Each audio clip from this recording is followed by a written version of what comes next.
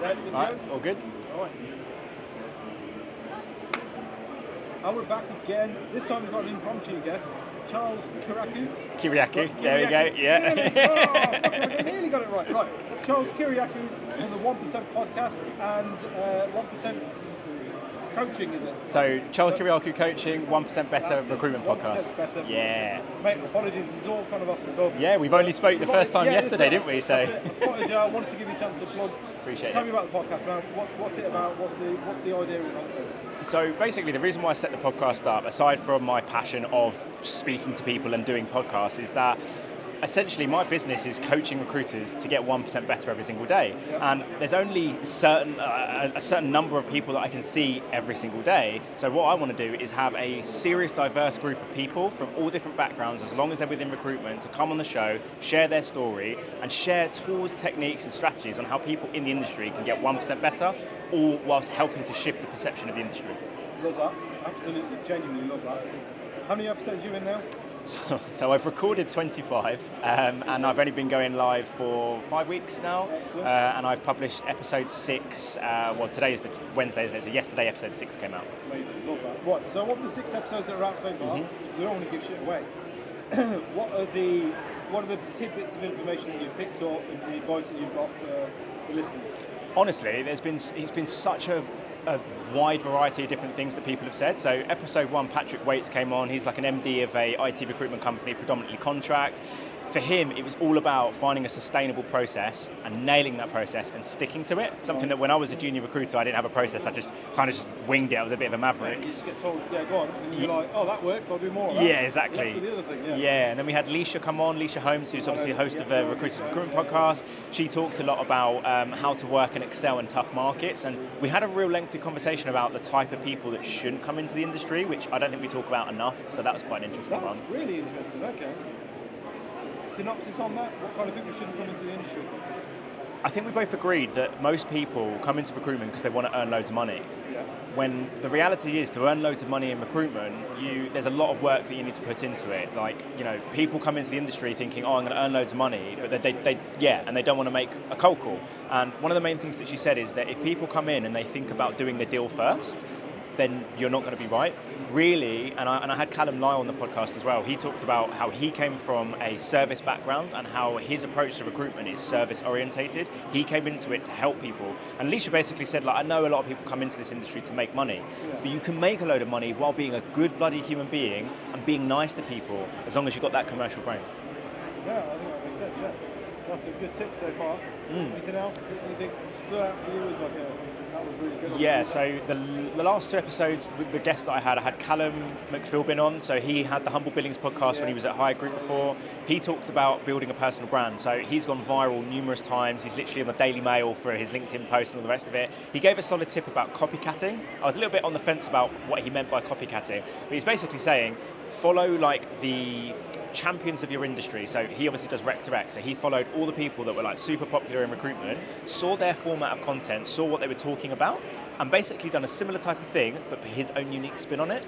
And he gave that advice as well for people when they're doing business development. Look around the office and see how people do business development and copy it, but in your own way. Because if I try and do my podcast like you, it will be the second best version of exactly. Yeah, in exactly the same way. I love what you're doing. Your content makes a lot of sense to me. It wouldn't work for me. You know what I mean? So yeah. But what I found certainly in this last sort of year of kind of my build-up, right? People are always willing to help you. We have it kind of drilled into our heads that like, no, I'm competition to that person, I'm competition to that person. It's like, listen, competition's great because it makes everybody achieve more and be better. But more importantly, there are enough hours in people's day for them to listen to my podcast, your podcast, 100%. and anyone else's podcast, right?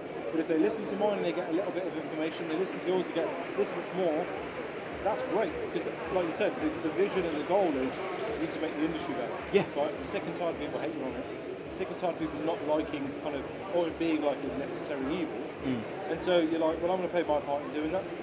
So yeah, no, I love that. And, mate, yeah. I literally had this conversation last night when I recorded with Callum Lyle, and one of the last questions I asked him is, how do we shift the perception? Because the first time I met him, I went on his website and it said, changing the perception of recruitment, I took a screenshot from my website and it said changing the perception of recruitment. So I was like, mate, we have to work together. We both have the same methodology. And he said exactly that. He was like, when both him and I both first got into recruitment, they're our competitors, they're the devil.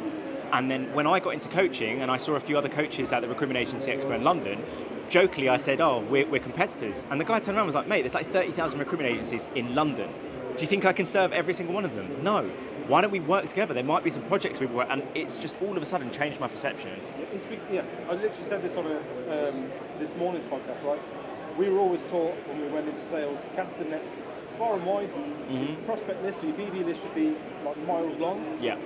It doesn't work that way anymore. Not anymore. You should be qualifying out as much as possible and making a short list of people who you want to work with, because they're the ones who are going to do business with you easily. Yeah. The rest of them, you're going to have to push and sell to. I love the whole concept of podcasting. I'm moving into podcast consultancy for the reason that it's something that's slept on, right? You think from what you do from the coaching perspective, you've created a magnet, a lead magnet, a something that people want to come onto. Yeah. Those people that come on, by and large, are people you want to do business with. So you're getting an hour and a half, 2 hours worth of client meetings, so to speak. Literally. And it's like, I don't get why people aren't doing more of this, and it needs to be people like us that push that message out. Go, you want to spend 2 hours on the phone, BD and being told no, carry on, be my guest. I'm going to do fun shit like this. Yeah, and the thing is I love doing this. And when I set it up, when someone asked me, it was like, how much business have you won from it so far? And I was like, I'm going to track ROI, but that's not my primary thing. I'm really driven by the why of why I'm doing this. It's people know you then, and people are able to see multiple kind of episodes with you saying the same things and the same message. This guy's consistent, genuinely believes what he's saying. Yep. He has a passion for this. I'm aligned to this person. Yeah. Right? You can't. Do you track the ROI of how many cold calls you make? You're like, Jesus Christ. It's a mad concept. Right. How do people follow you guys and plug your socials? I'll make sure it's in the comments and stuff as well. Yeah. No, I appreciate your time, mate. So yeah, honestly, LinkedIn's probably the best way to reach out to me. CharlesKiriakou.com is my website. I'm going to get it redone with Robert Garner. You can reach out to me on Instagram, Charles Kiriakou, TikTok, Charles Kiriakou Coaching. Spotify and YouTube, it'll be the 1% Better Recruitment Podcast, but LinkedIn's probably the best shout for me. Yeah, perfect, cool. Nice one. I appreciate this. Thank you very much, man. Really appreciate it. Right, guys, like, subscribe, and follow the journey. It's going to be a good one, I reckon. Nice one. Appreciate it, man. Thank you. This. Thank you. Wicked.